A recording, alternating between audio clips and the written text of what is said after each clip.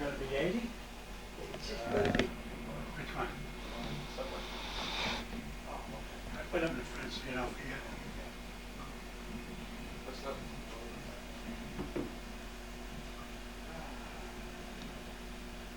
Yeah, nice banquet Saturday night. Yeah. Paid for it, deal.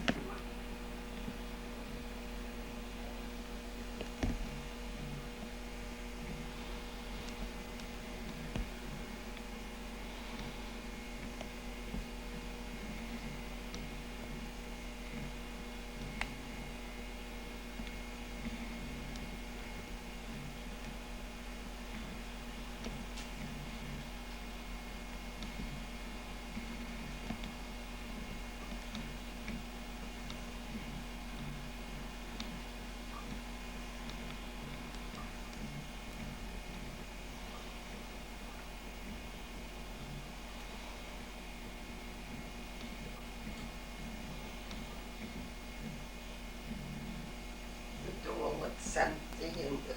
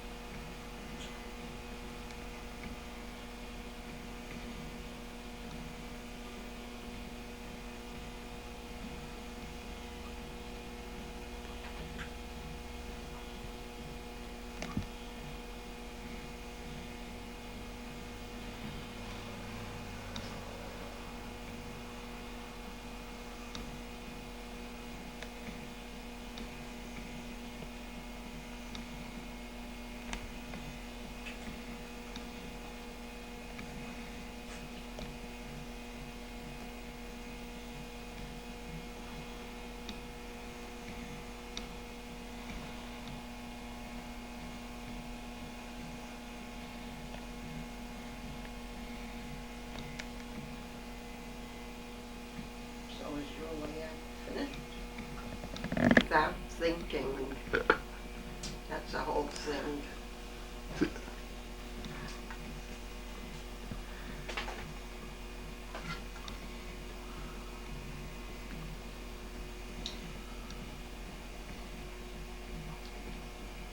God, all these trucks on this layout.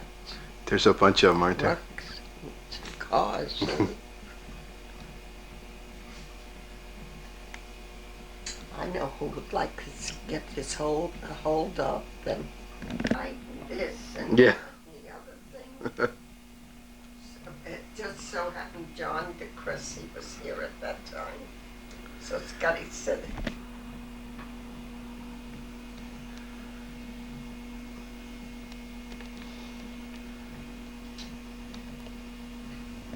well, he's making another layout in his garage. John's going to? Yeah, Oh, we don't. that's what he's doing. That he's in the midst of it. That's why he wants all of that switch. Well, it took a lot of years to put this all together. Oh, I know.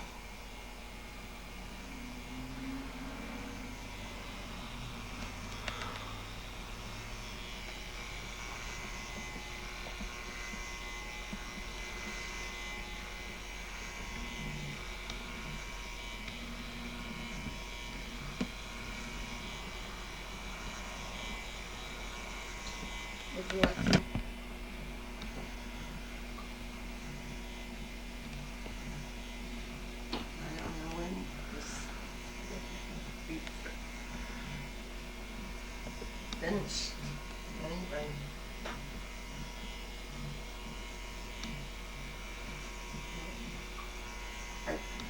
said Scotty, well, whatever you won't sell, you'll put in boxes and we'll take it up. Randy has a big attic and a big garage. He'll store it there. Meanwhile,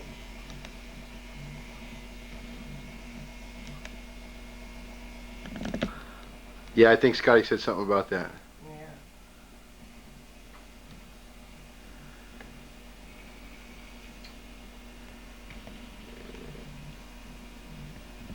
Bands here.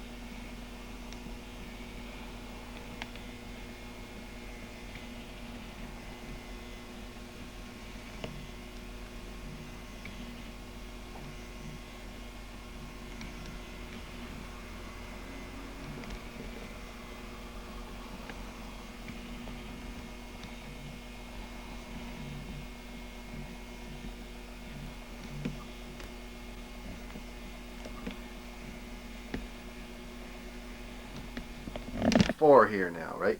Yeah. This is what you call bedroom 4. This is the famous desk Yeah, what's where all these articles have with been all the written. garbage is right now.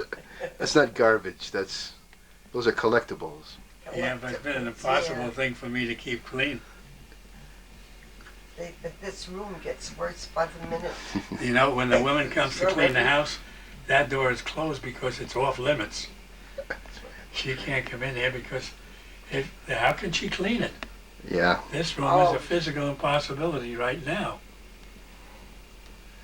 But it's an enjoyable one to come into and watch and look. Just look. Just look at the trains, nothing Yeah, else. I tell you look at it and you can think back. Well, let's see if we're rolling here. Yeah, we're rolling. Okay, today is November 26th, and it is the day before Thanksgiving, 1997. And we're at the world famous Scotty Askenas' house, the trade and collector extraordinaire. And he's looking at me like, I've lost my mind. I wanted to ask you a couple of questions about the layout and Yeah. you as a train collector. And I guess the obvious place to start is, when did you get your first train set that you can remember? I got my first train set way back when I was a little kid. Okay. And I was very much disappointed in what I got. It was an American Flyer. Maybe that's why I lean toward Lionel more than American Flyer. But my buddy Danny Goldstein, he got a Lionel set. And that's the one set that's going with me. And the heck of it is, Jeff said, no, put it in a box with you. Well, I don't know, but it may not fit in a box. That may be a little crampy for me. But that was the set. Is it the actual set of this young It's man? exactly like it. Okay. And believe you me, every time I look at it, I look at Danny, I can see Danny Goldstein. What was the number on it? Do you remember? Yeah, we're talking a 254. Okay. And it was in the green and had the 3 cars with it, and passenger cars. I love to see that set go around. So I got me one, and that's the one that's staying with me. Do you recall the American Flyer set?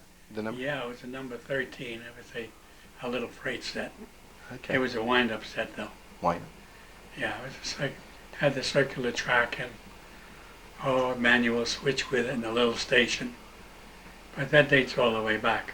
And how old would you say you were? Do you remember, roughly? No, I would think I must have been somewhere around 6 years old, something like that. I was a little chicken then. A little chicken. Now, when you started with this train set, did you start collecting things and adding to it, or did you just? No. Okay, what's the story No, on that? There's nothing I would ever throw out, no matter what. If I got sick, I wanted a toy. And the toy I wanted, I had to have, and I still see some of the repros of them now. And I remember them all well. I don't know, there's something about as you get older and you think of what you had years ago, you don't forget it. You got to have it. What you need it for is like a hole in the head, but you got to have it. When do you recall you first starting to get an interest in it, like actually having a permanent kind of a train layout? Well, before we got married, because even when I've always had some kind of a layout when before we got married and my mother lived in a particular house, we didn't have room for a layout. But knowing the superintendent very well, he turned around and gave me space in the basement that I could have a train layout. I always loved to fool with them, play with them, go to the line-out showroom. So what age would you say you were at this point when you started like leaving the trains up all the time? From the day we got married. So Ann, that's one thing I want to clear up real clear.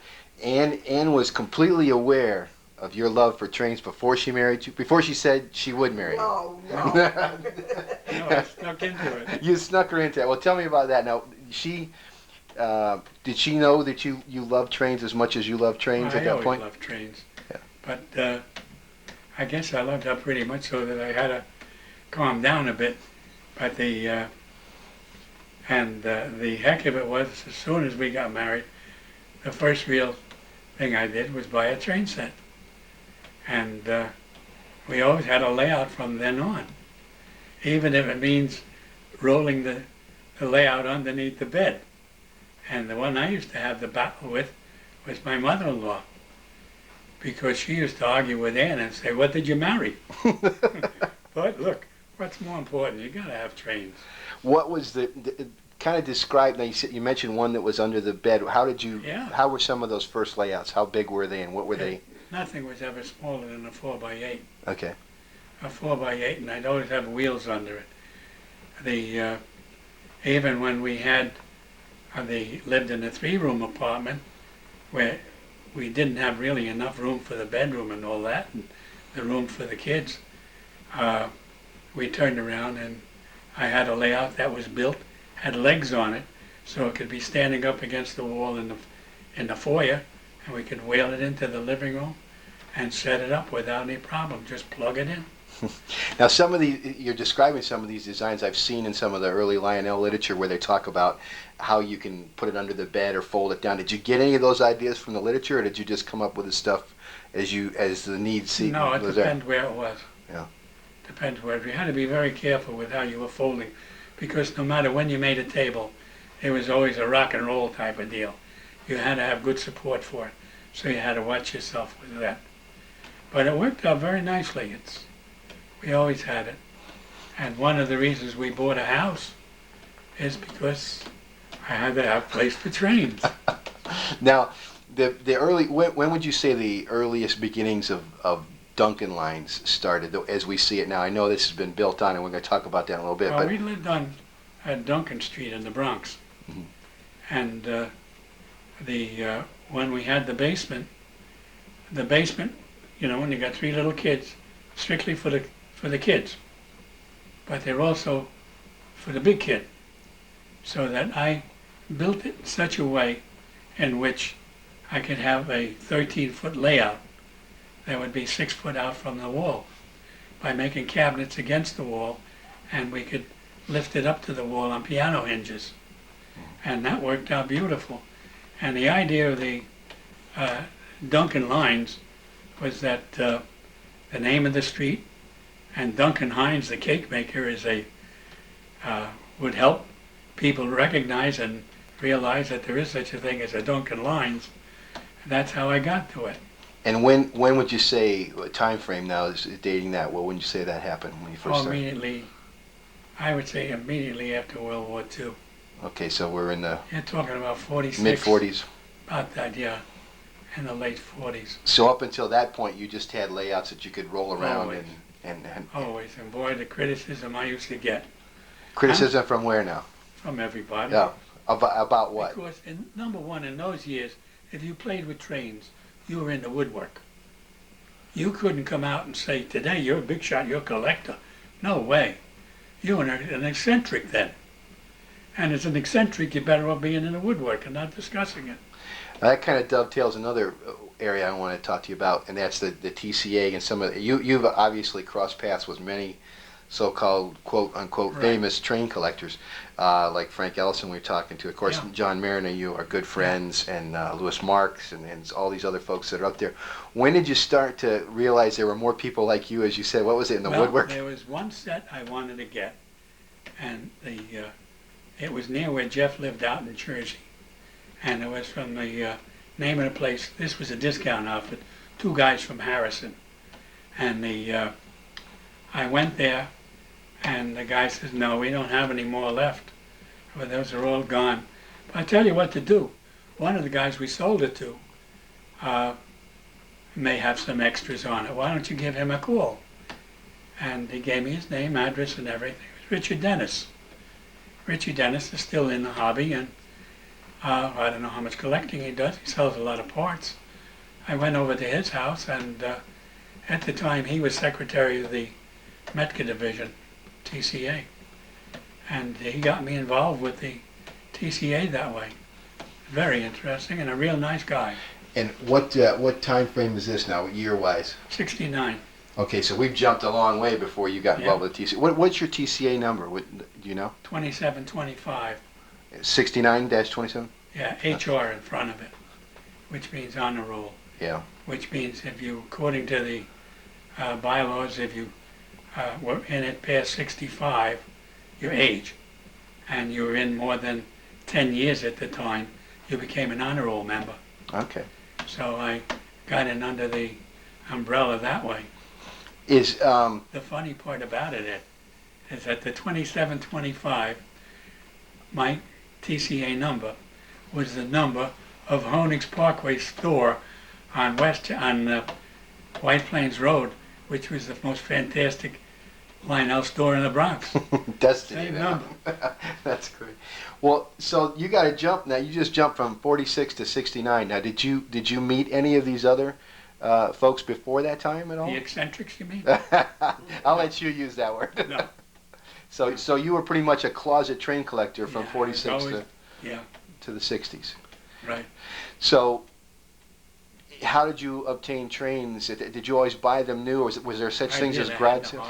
What was I was buying? You were hiding. But I know some of the kits and things that I had bought at the time. Like, for instance, the big station that I have. That kit was actually $20.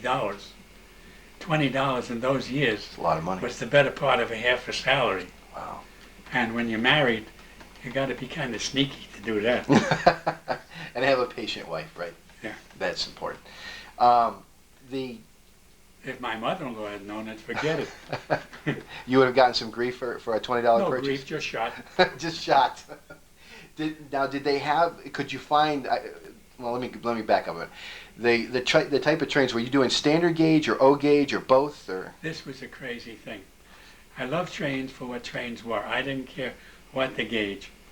I started with O gauge because they seemed to be, a lot of them, like the City of Denver and the Flying Yankee, they looked pretty good. When I was limited for space, I couldn't go in to the city of Portland because that took an 072 track. Mhm. But after a little while, I wanted more trains. So what I had to do, I hopefully and stupidly made a deal with somebody to make a trade. I would trade my O gauge for the double O that he had. So I started and made a lot of double O kits and all that. But when you're operating double O and you're operating O gauge, there's nothing that can operate like O gauge. You can do tricks with it because of the three-rail arrangement. So for operating, that is the key thing. And so I went into double O for a little while, but went back into the O gauge. And I would buy sets here and there, like the City of Portland or whichever one it would be. Whichever one I'd like, I'd buy. So by the time I got into TCA, I was already a collector and didn't know it. they didn't know it. Was there a secondary market at that time? Was there used? Did you buy them at like rummage sales, or did they have garage sales or that kind You can't believe what there was. Friends of mine, in fact, used to go to one of the guys that was in our group up north, lived in Tarrytown. Every morning he went out and looked in the garbage pails, and you have never seen a collection like he put together, and mostly standard gauge. It was amazing what he did. And what year, what time frame would that be? We're talking just before World War II and stuff. Before World Even after that, people never got rid of trains. Either they saved it for somebody or they threw them out. If you were one of the lucky guys they threw them out to, then you're okay.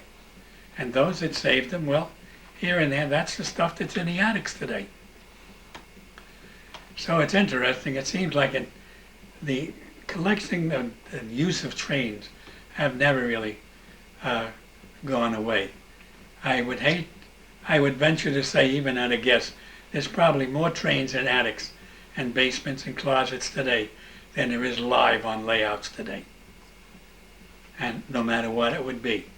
But over the last few years, it is really, these guys go to the garage sales, they go to, some of them do the advertising and all that, go chasing all over the place for trains. Mm-hmm. Here and there you find and you hear about somebody who's got a particular item. I went all the way out to the Lionel, to Long Island, for one crane. Just a crane. See, what are you going way out there for? By the time you pay for the bridges and all that, the crane isn't worth anything. But it's one of those things, you got to have it. It's very important. So, from after World War II to practically the end of the 60s is when there was that gap in between there where you were building Duncan lines, I'm assuming, Oh, right? yeah. Now, I noticed that one of the pictures that we were playing with, it appeared like Duncan Lines was in your dining room. Or was it your living room, or you know which picture I'm talking about? Mine has been everywhere. It's been everywhere. So at one point in time in one of your homes, it was upstairs in the main room of the house somewhere? Not upstairs. With a mirror. I'm talking about this There's a mirror here. right there. Was that That's downstairs? one of the mirrors. We had two like that. That was in the basement. Okay. That was in the basement, and the basement was divided where the 13-foot wall had the 13 by 6 layout. And then it was important, we needed something larger than that. So we had to go the other place. And the house was 18 feet wide. So we pulled the 13 all the way out into the 18. So that you figure we had 18 feet across the back wall. And with all the switches and everything, I've always been nutty about switches. Yeah, how many are on this one now? 50? 42. 42. 42, and the one that I always make the mistake with and derail is the one in front of the controls. Of course, that's manual. It's the one manual, one on this. That's one I always follow up. Yeah. Is as you when you got the layout running and you had it all set up and everything up north in your home, did you have friends coming over at that? Now this is pre-TCA and before you met some of these folks. What did you do with the layout? Just you and the kids ran it and family events? Oh no, it's when we met Roger Caro and the group from John Marin's group. Mm-hmm. And now what year is this we're talking? this had to be like just about the early 70s. Early 70s. Yeah, there were always a lot of the guys over. Mike Bookbinder was over the house. Not that, in fact, the one item, I think I was the guy that got the cheapest item he ever sold. I got a City of Portland for $95. Today you couldn't buy the dust on a City of Portland from him for $95. Now, did your mother-in-law know about that deal? Okay. How about Frank Ellis? Did you ever meet him? Frank Ellison, no, but Frank Ellison, I could practically live with the guy because I never met him, but he was in every model builder there was, Mm-hmm. the Model Builder magazine. And either you had a catalog that you looked at every night, or you had a Model Builder magazine. There are some guys that would look at Playboy. That wasn't my cup of tea. I would have the Model Builder and go through it lock, stock, and barrel. I think that's one of the best magazines that was ever made for either for the experienced guy or the novel. Not the novel, novice. Novice. We'll get there yet. But that's the general idea. It was absolutely excellent. And he'd have pictures and things of what he has made. And the only other one that I ever seen of that station I have here is on a layout that he had that David Denard had bought at an auction. And when he brought it into the meet and put it down on the table, and I said to him, I said, hey, I thought Frank Ellison did better work than this. Because not that I don't consider myself a master model maker, but boy, this thing is a master model piece of work. Oh, it's beautiful. A lot of it had to do with the factory, the basic materials that you bought from them, and it worked out very well. Now, we've gone through some of the slides that you have where at the time, apparently, TCA members would get together at homes and go down and look at the layouts, kind of like what we do with Gotcha, Yeah. and then have a little sale like in the backyard, either on card tables or whatever. John Cressman's. Yeah. When did you start doing that? As soon as we came down here. Oh, you didn't do any of that up north in some of those pictures? No, because then we went to the TCA meets, the Metka meets. Okay. See, up north there was a different deal then. Up north you had a deal where if you were in the hobby, in the TCA, then you could go to a TCA meet. And if you weren't going to a TCA meet, you weren't going to a meet, period. But Joe Ranker was the one that busted that wide open. Joe had made his own meet along with TCA. We used to go to Joe's house regularly. Joe, incidentally, is the guy that they've been writing about in a quarterly. Just recently, Bruce Yeah. Manson's been doing a series with him. He's been, you can see some of the things that he's written and know every part of it. I was part of that group, because that was a group just like John Marin's. They used to come into John Marin's. John Marin's group used to go over to his house in Leonia. Now he lives up in the town of the Baseball Hall of Fame, up in New York State. Cooperstown, is it? Yeah, that's where he lives, yeah. But he had some fantastic collection, and I've had a number of items there. I see my American Flyer number 13 engine there. I didn't see Danny's set there, but that was a deal there. It's a big difference in trains. You see these guys, they're all a bunch of old turkeys, and they're all talking about kids' things and everything. Mm-hmm. And it's real enjoyable. It takes them all the way back to the year one, takes you back all to the year one. Sure. And one of the guys in that group was the only guy that had the lift bridge, the genuine lift bridge. He was the guy that lived in Englishtown, New Jersey. He used to run the Englishtown Raceway and the flea market out there. Now you're talking about the lift bridge in Tom Holland's book, the one original that's the one, prototype. yeah. It's now in the hands of Allison Cox. He bought it. Joe Ranker sold it to him because this other fellow had passed away early. Okay. Now let's touch on that a second, because I know you've owned a few prototypes, or at least one that I know of. How many have you owned that you know I of? hate to think of it. I hate to think of it. I know this is a sore subject. I hate to think of it, but I'm happy with who got them. I know who got them. And I'm very happy about it because there's a whole story to it. I don't know whether you know Dr. Phil Catalano. Yes. All right, Phil Catalano has a son, Phil Jr. And at the time, he was going to Catholic school. Now, what prototype are we talking about now? We're talking about a couple of them. We're talking about the number one, the Delaware and Hudson that MPC came out with, the one that traveled all over the country, and also the engineers play around. We'll say when they were playing around with trying to figure out a giraffe car. That's the one I was thinking. How do we make a giraffe car? And this was totally crazy.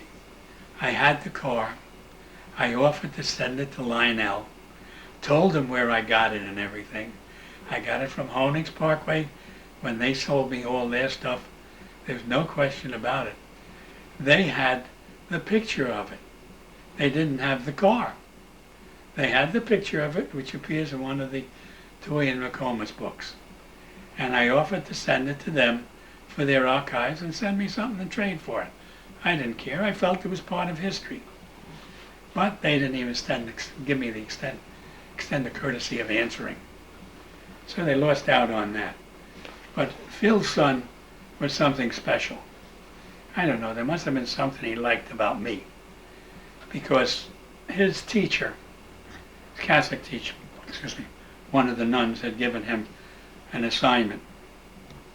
And the assignment was to write a composition about somebody. And he wrote about me. And he scroll.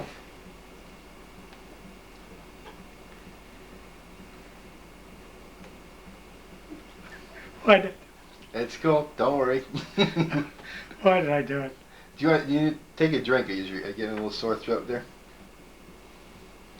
Yeah, I wanted to get this story on tape because it's a really neat story. No, what he wanted to do, in the composition, he prayed to God to keep me healthy and well. Now, for a kid to do that, hey, that kid is an angel. He's a doll. And I felt no matter what, he had to have those two items. What the value of them are today, I don't care. If he wants to save them or sell them, that's up to him. But at least I feel happy they were into good hands. They were into hands of somebody that wasn't doing it for the book. And that was the important thing. But each time I think of it, it pulls on me. It's a great story, and I'm sure you've told it to me a number of times. But Well, that's what happened. Where are you going to find a kid do something like that? Out of a clear sky to pray to God for the health of a friend. That's neat.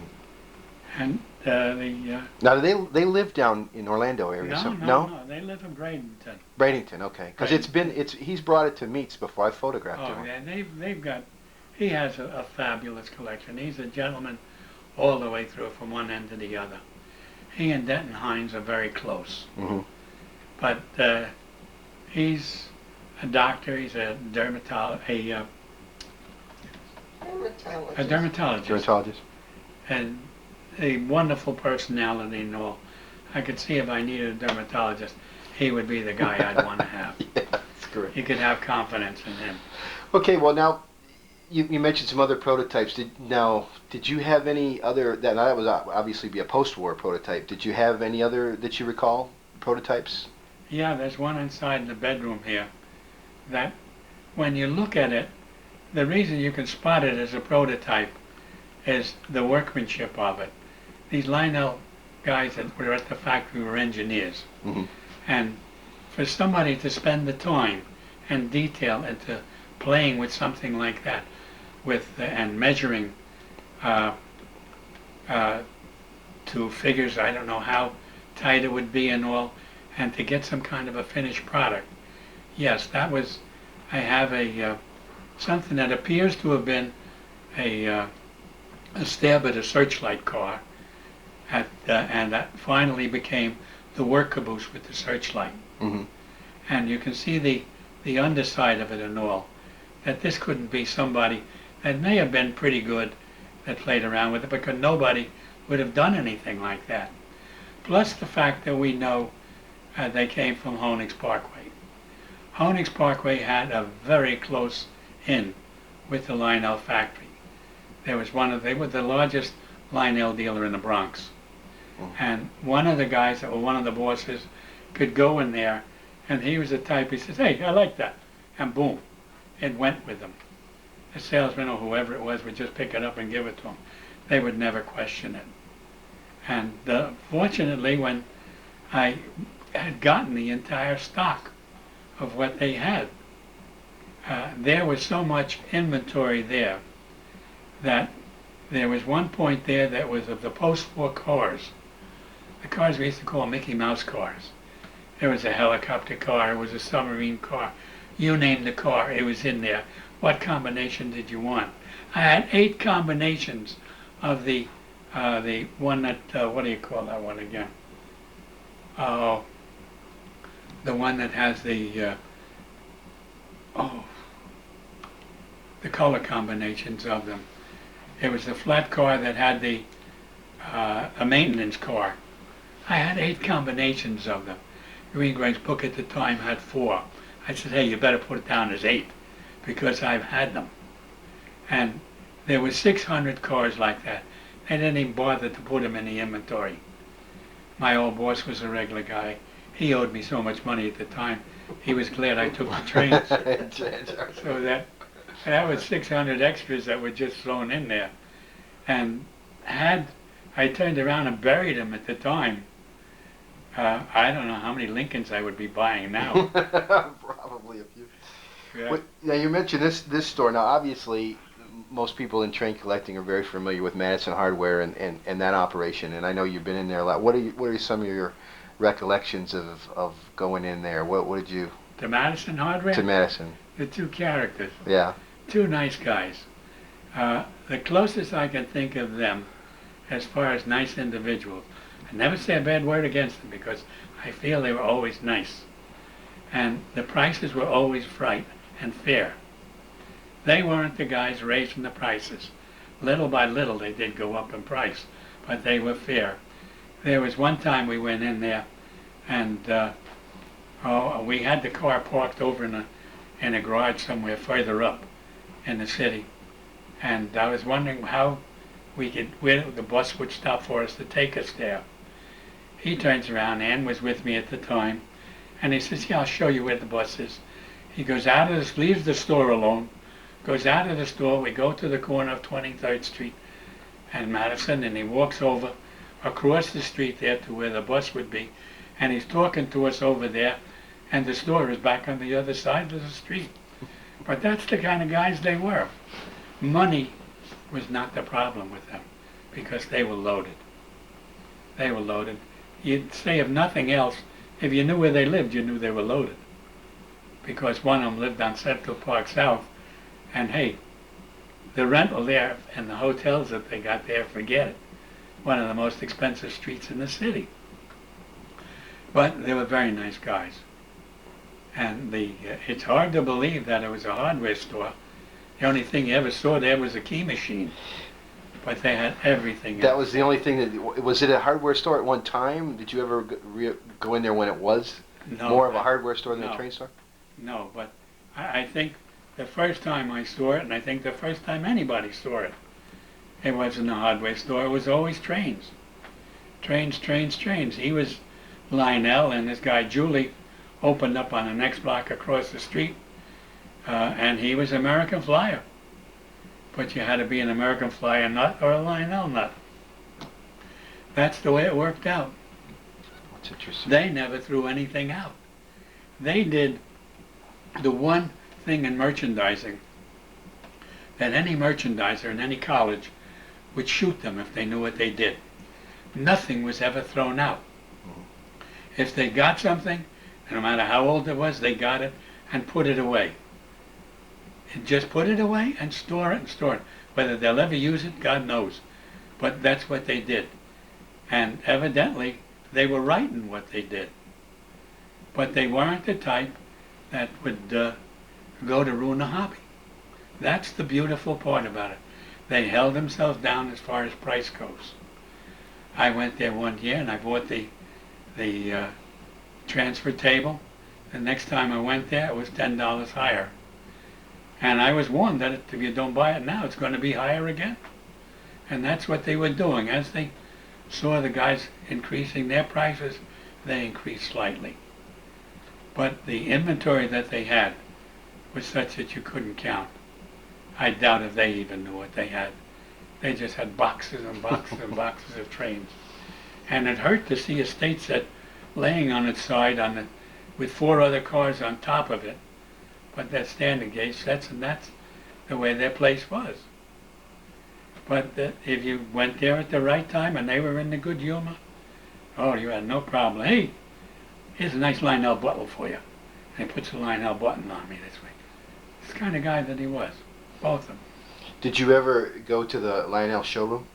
Oh, yeah. Down the road? I would live there. You would live there? I would live there. This was a place you frequented, I assume. Yeah, and the only thing I knew about the fact that there was Lionel Cowan there was that his chauffeur was downstairs with his Cadillac limousine and waiting for him. That's where he would be. He'd be up in the office somewhere, and the chauffeur would be down there, parked on 26th Street. Nobody would bother the car then. And did you ever see him? no, not personally. Not personally, but as far as the showroom itself, it was fantastic. Everything they had there was just absolutely great. And the nice part about it, if you came in there with an engine that needed some work, and you spoke to the guy in the repair department there, he said, well, it's going to be a little while. Why don't you do this? Why don't you take it over to Madison? They used to send people over to Madison constantly. Mhm. They took care of what they had to. The rest of the stuff they used to send to Madison or more. Which layouts did you see? The Super O one, obviously, that was the last one, I think. Yeah, they always had the subway though. And the nice part about it, the thing that I loved when once I had seen it with the Yank buildings, the same buildings that I got out on there, Duncan Lanes, yeah. they had on the layout. And but one of the things when they ran, they didn't have any real accidents or anything because they weren't doing any switching. It was just a long run, either underneath into the subway or all the way around where it was, and it had the details. It was smart, and that was about the size of it. You couldn't buy trains there, though, right? You just People used to buy, I think. Mhm. I never tried to buy because, hey, if you could buy trains at a discount, you weren't going to buy it from them. right. So that's the way to do it. That's what you were able to get. Sure. Whether it was Madison or Honix Parkway or any one of them, you got a discount on trains. You got a discount in some cases that went 30% off. When I bought the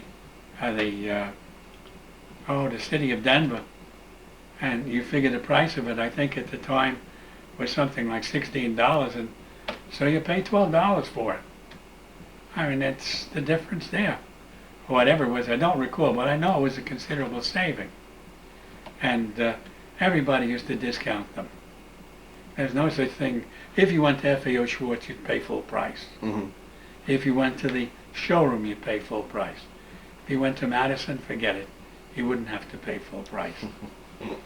So it worked out well that way. Did you meet who at Lionel? Did you meet any of them? Did you meet Lawrence Cowan or did you meet? I know you met Lenny, of course. No, Lenny was the guy I met. That's the one. In fact, before we came down here, it was a question. My boss told me, order what you want, just bill it to me.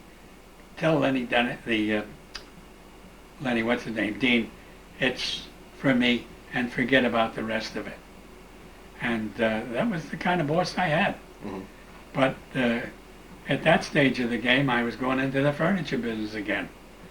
And before I do that, and I'm moving in here into a new area, I just can't go into trains solidly. Luckily, I didn't at the time, because had I done so with the guy I was associated with, I would have wound up with nothing. Mm-hmm. He was that type of manipulator. Now the train store that you bought the inventory from, I guess in the end. Now what store was that? Honix Parkway. That was you bought the remaining everything inventory. they had. He said if it was a train or train related, get it out of here. He had to do it Mm-hmm. because they were bleeding him deaf, dumb, and blind. Now was your mother-in-law in on this purchase as well too? No, I shot her before that. Now just You jerk. You know, you're a real jerk. I mean, obviously there was a lot of trains there, but I mean, like, give me an idea of the volume of what you bought. Was it like a truckload, a trailer load? One truck? One full truckload? Come on. One truckload? 2 truckloads? 3 Forget it. I don't know how many. Where did you put it? And first, number one, they went floor to ceiling, wall to wall, in the basement. You couldn't move until I could get everything straightened out. The car never went in the garage. The garage was floor to Ceiling as well. When we Ceiling moved as down well. here, this was floor to floor, wall to wall, in this garage. I don't know for how many months before we could even. That's not including a layout now. That's just including That's boxes. Boxes. Wow. There were How 200 many and some odd boxes crates. How many boxes of trains? 200 and some, I think about 236 or something like that. Mhm. We were lucky that North American at the time was loading the same time we were loading a 20-foot U-Haul it, because I could see that we weren't going to get everything in. So they took some of it. And you bought parts as well too, right? That was Everything. There was parts involved. Everything, their parts department was fantastic. But you see the problem they had, the people he had in that department, he couldn't trust. And stuff was disappearing, and going out of what he didn't need it anymore. He says, I might as well get rid of it instead of having the headache and crying to myself, where is it going? And that's what happened. What other business was he in? Oh, it was a discount operation. Oh, okay. The only one I had the problem with was his brother. His brother, and he said he would trust me before he trusted his brother.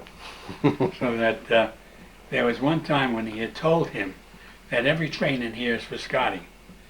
He sold a dozen of the tire ejectors. 1 dozen tire ejectors in the boxes, brand new, for $5 a piece. Wow. For $60, that's what he got. Those were supposed to be Scotty's. As it was, I got about 30 of them. But that dozen should have been mine along with it. I don't feel badly about it because a good friend of mine out on Long Island was the one that got it. But that was the type of guy he was. Mm-hmm. I was willing to get the American Flyer too. No, his brother put his foot in. He wasn't going to give me the American Flyer. So it was a battle royal between the two brothers, but I can't say that I didn't come out all right. I did. Mm-hmm. I had no complaint. Because there was a lot of money they had owed me. I was supposed to get an override on the department that I was running. And I built up a beautiful department for him. And he felt it was better to give up the trains than have to give up money. Because trains weren't doing much at that point. Joe Ranker's meat out in Wayne, New Jersey was fantastic. Joe used to put 2 tables aside for me. And I used to have the load, the 600 there, boxes there, your choice at $5 a piece. Okay? That was the market. That was all they were worth. You were hoping you could sell all 600 for $5 a piece. But it took a lot of meats to move a lot of them. Now, what year would this be? Oh, in the mid-70s. Mid-70s? In the mid-70s. Early One guy there, a 70s. real nice guy, Right after. he came with about 70. his wife to a meet. He had 2 cartons 73. of the boatload of cars. And the boatload of cars, you have 4 boats in there and the boatloader. And brand new in the box. He had a price on them, $4 a piece. I didn't need more than one. He bought it as 4. 24. I mean, that was the situation in June those was years. 24 years. So it's a different deal entirely. When you moved down here to Orlando from New York, the Duncan lines was transported how? Did you actually have them? No, everything was apart. They were just boards. Okay, so there wasn't an existing layout at that point? No, the only thing that was existing was the mountain, Mm-hmm. the one piece that way. But everything else was just boards. And a very good friend of mine that had been up north with us, George Sturm. Unfortunately, George passed away. He lived down here a little before we did. And he was the one that helped me with it here, of building the layout while I was working, and the 2 of us would get together and get it to work this way. Put it together. So was any of the track plan even similar to the way it was up in New York, or did you? No. You just totally revamped it. Up in New York, it was an L shape. Okay. The only thing that was similar to it was the mountain, and we didn't have to revise that too much. Where the lower section of the mountain was going through, I made sidings, so that wasn't too much. The big change in it was the fact that originally, when we were doing it, we were going to have the controls in the middle. And as we went along, my 2 son-in-laws looked at the space in front of the washing machine and everything and said, that's crazy. Why don't we lift the workbench and the radial saw up to that platform so that it'll give you that much more room? And when we realized I had that much more room, that's when we put the console table on the outside. Yeah. It would have made it made things a lot easier because you were seeing the whole layout. If you needed an emergency to get under there, you could go under there. You wouldn't have to worry about it. Yeah, with the pop-up hole in the But center. it really did something real well with it. That's why people have to watch themselves when they make a layout as to how much access they have to it. Get to Or it. somehow or other they seem to go dead on a certain spot for one reason or another. Right where you can't get at it, right? Just when you don't want it to do it. Yeah. We all know that Gotcha was formed or patterned after your group up in New York. Yeah. Tell me how that started. The day we moved down here, I said we're going to have a group that gets together. Bud Albers was here the day we moved down. I don't know how he heard I was coming down, but Bud Albers was here. And then we got together, and he introduced me to a number of the fellows here, and we wound up having a meeting here, like twice a month. It would be here, in this house. And then, well, the layout was being built at the point, and then some of the fellows felt they were traveling too far. They were. Twice a month you got to come from Winter Haven or the south end of town or further up north. So they decided, no, let's do it like once a month. And then they decided, all right, let's go into each other's houses. So that's the way it came out. And Steve Solomon, out of one of the guys that unfortunately has passed away since, thought of the idea, the name Gotcha. That is Greater Orlando Train Collectors and Hobbyists Association, which is great. It's the initials Gotcha. There are no officers, there are no dues, just a bunch of nice guys, no political end of it or anything like that. Everybody loves trains. And that's the way it grew. In the early days of Gotcha, like you were saying, your layout was under construction. Would you guys break off and work on Just it? about the only one. Oh, you were about the only one. Would you actually work on the layout during those meetings? Would they get together and? No, some of the fellows would come over separately. Jack Roseboom, that has the place over on Colonial, he handles a lot of, Ray's trailers Right. and stuff. Ray, Jack was over here, and he did a lot of the work. At that point, it was very difficult for me, even at that point, to put not the time, but the effort. For one reason or another, my body wasn't taking it. It was tough going underneath the board and everything. So Jack was one of the guys that did it. Vince Kaufman. There was no end to it. I wrote that article in the layout not so long ago, and I hope that I didn't miss anybody, but there are about 20 names of people that are been involved with it one way or another. And I felt it was great because it was more like a community type of project rather than an individual layout. Hey, I did this. And the answer is no. Mm-hmm. And it was more enjoyable. Guys that had their fingers in it enjoyed it. John DeCressy, Mike Sherbanak, you can rant off a bunch of names that way. Sure. Everybody had it, and I feel that it was important that they be involved. The only thing that they weren't involved with is when I built a house or something. One of the houses. Put it on the layout. Yeah. The buildings were part of the model making fund that I had. But, and the wiring, Mike has done a fantastic job.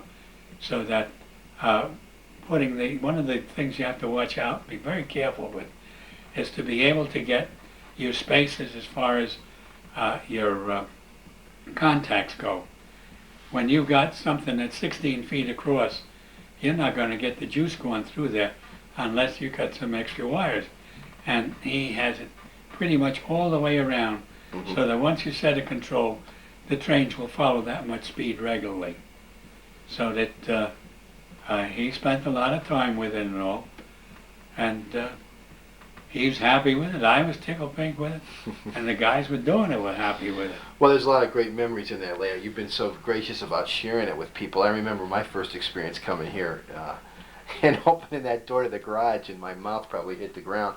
I don't think I ever saw an in-house layout that big or that complicated. And the lights, I think, are also one of the things I noticed. My son, he's just mesmerized by you have any clue how many lights are on there? No. Many. No, there was one of the little kids up north, I remember, came to the house to visit us up on Duncan Street with one of the fellows that worked in Honix Parkway. And the kid came in the house and talk about somebody's eyes being bleary. This kid didn't believe what he saw. And from then on in, every time I seen his father wants to know when he's taking him back to the train store. That's It great. was that type of deal.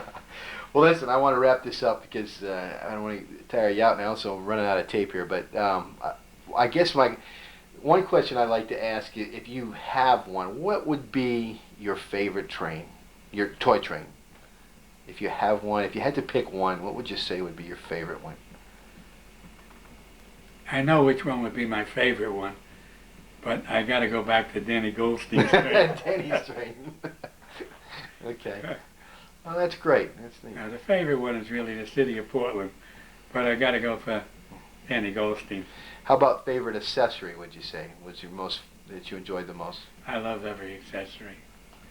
I love every accessory. The mistake I made was not getting enough of the American Flyer accessories. Mm. To team them right in with the Lionel ones, because they made some beauties. But I like all the accessories for what they are. And the heck of it is, they all work well if you practice with them. The problem is the operator, not the accessory. Not the accessory. Okay, thanks a lot.